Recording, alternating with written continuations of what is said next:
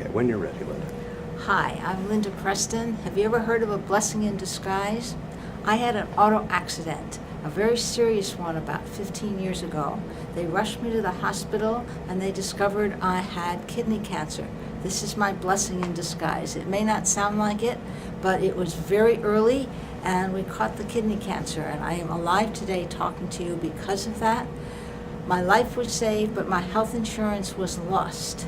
I was on the very end of a COBRA policy, and when I called to get a new policy, they were outraged that I would even call. They said to me, if you have cancer, you don't deserve health insurance. But then I was the bearer of the family health insurance, so when they calmed down, I would ask them about my son, who happens to have Down syndrome. And they said to me, how can you even dare to think that someone with Down syndrome has the right to health care? He has Down syndrome. You are out. So I got on a state high-risk pool, but what I lost is that I couldn't practice my profession because people were not willing to hire me. They couldn't pay for my insurance. So I worked as an independent, and I earned much, much less, and I paid tens of thousands of dollars to pay for the high-risk pool insurance. So many years after that, I got pneumonia, and my son got pneumonia, unrelated. They told me in the hospital if I had not come into the hospital that I would have died from that pneumonia. And I came into the hospital because I had insurance. I had government insurance, which is slow, it's clumsy, it's bureaucratic, and it saved my life. Government insurance is worth it. So now, here I am, I'm a preschool teacher. I have been judged as of no value by the actuarial boards of the insurance companies, but I came back to my preschool classroom after months of recovery, and one of my young students, who was then 4, he said to me, "Are you back?" And I said, "Well, yeah, here I am." And he said, "But are you really back?"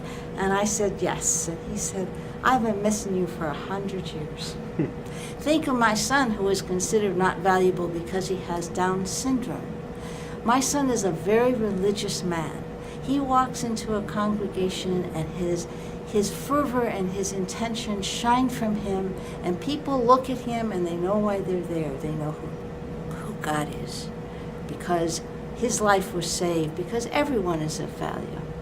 So let me tell you about a young man at a conference on healthcare who stood up in the back of the church, and he said to the moderator, "Why should I have to pay for health insurance for other people who are sick when I'm well?"